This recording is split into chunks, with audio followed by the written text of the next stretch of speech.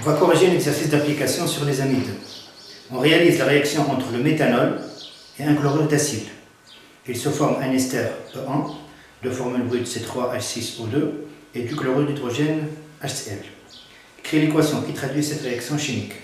Précisez les formules semi-développées du chlorure d'acide utilisé et de l'ester E1. Alors, l'équation de la réaction. L'alcool, le méthanol, réagit avec un chlorure d'acide RCOCl. Alors ça donne un ester de formule brute C3H6O2 plus du chlorure d'hydrogène. Alors ça c'est l'équation. Précisez les formules semi-développées du chlorure d'acide utilisé et de l'ester E1. Bien. Alors, ici, on voit bien que l'ester comporte 3 atomes de carbone. Ces 3 atomes de carbone sont les atomes de carbone de l'alcool plus ceux de chlorure d'acide. Donc là, on voit bien que l'alcool présente un seul atome de carbone. Le chlorure d'acide, on a un atome ici et un radical. Donc automatiquement, ce radical-là comporte un atome de carbone. Alors, la formule semi-développée du chlorure d'acide, donc ça sera CH3, CCl, ça c'est le chlorure d'acide.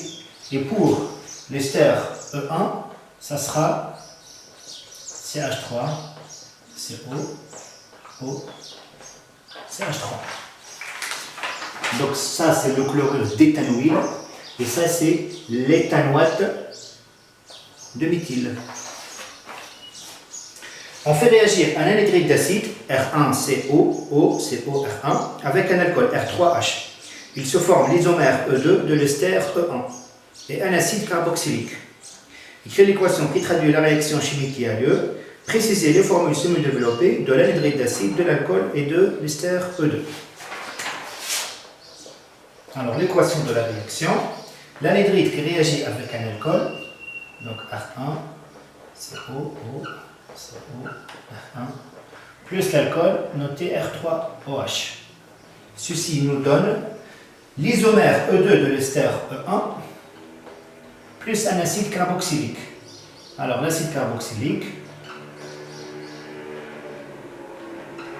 bien, l'ester E2 est isomère de E1.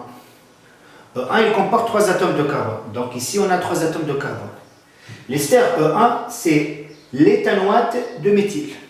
Donc E2 ça sera le méthanoate d'éthyle. E2 est isomère de E1. Donc, sa formule brute est C3H6O2. Sa formule semi-développée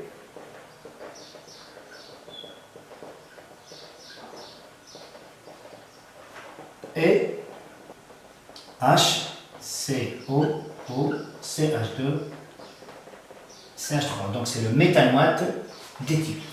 Ça c'est E2. Alors, à partir de là, cette partie de l'ester, normalement, elle est obtenue à partir de l'anhydride d'acide. Donc ce radical R1, ici, c'est un atome d'hydrogène.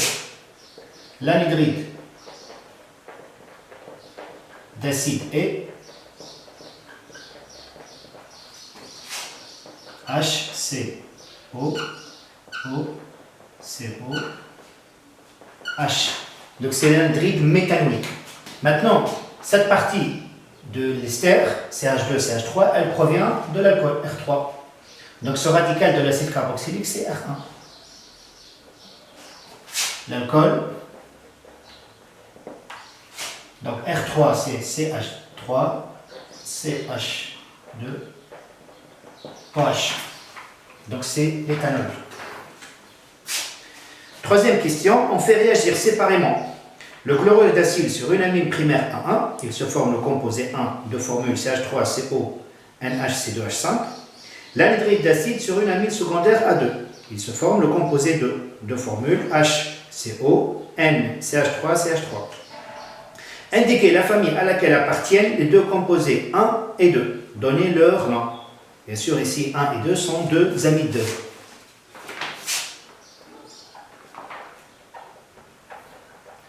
les composés 1 et 2 sont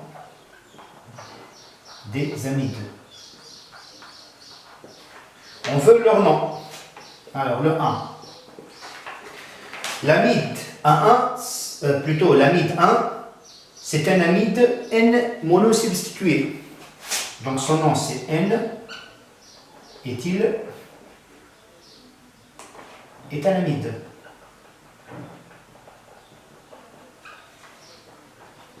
L'amide 2, c'est un amide NN disubstitué. NN-diméthyl méthanamide.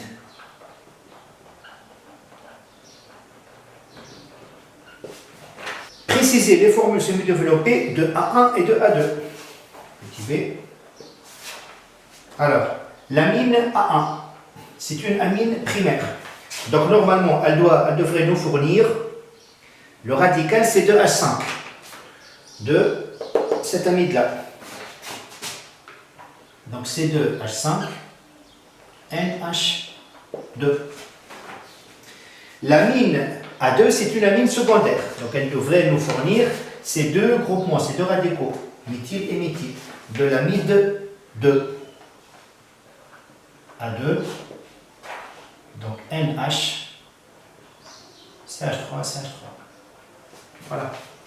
Écrire les équations des réactions chimiques qui conduisent aux composés 1 et 2. Alors, le chlorure d'acide, il réagit sur l'amine primaire A1. Donc, ce groupement éthyle, il va provenir de l'amine, et le groupement éthane, il devrait provenir du chlorure. Donc, le chlorure, c'est le chlorure d'éthanoïl.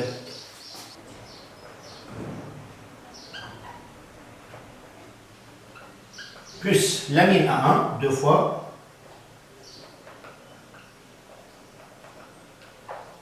Alors, on obtient l'amide 1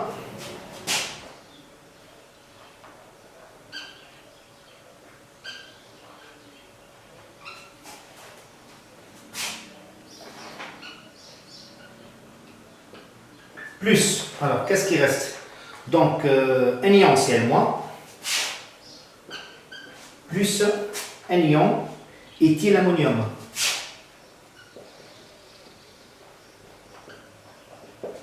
Voilà. Maintenant, la deuxième équation pour obtenir l'amide 2. Donc, on va partir d'un anhydride d'acide. L'anhydride d'acide, il devrait nous fournir le groupement méthane.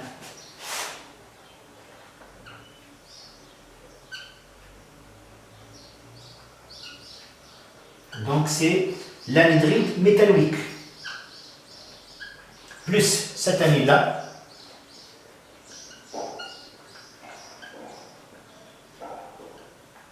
Deux fois, bien sûr. Voilà. On obtient notre amide, celui-là.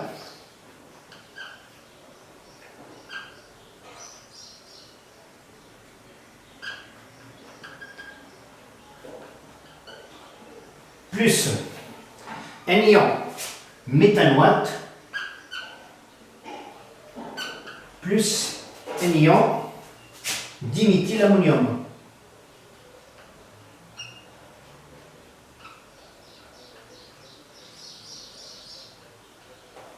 Voilà.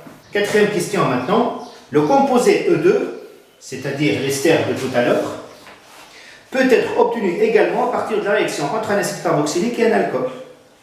Donnez les formules semi-développées de l'alcool et de l'acide carboxylique utilisés. Bien sûr, c'est une réaction d'estérification classique. E2, c'est l'éthanoate de méthyle. Donc, il proviendrait d'une réaction entre l'acide éthanoïque et le méthanol. Alors, on veut les formules semi-développées de l'alcool et de l'acide carboxylique utilisés. Alors, l'alcool, c'est le méthanol. Et l'acide carboxylique, c'est l'acide éthanoïque.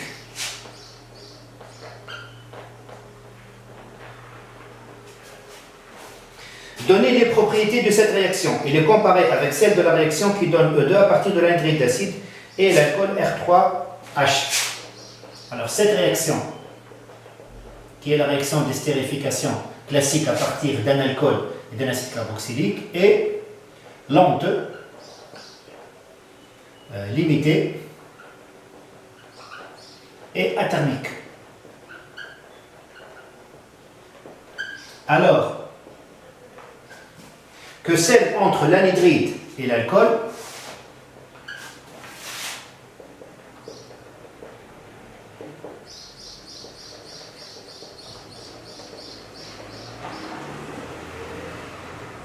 l'anhydride est canoïque bien sûr, et le méthanol, elle n'est pas lente et rapide, et totale. Elle est athermique aussi. Voilà.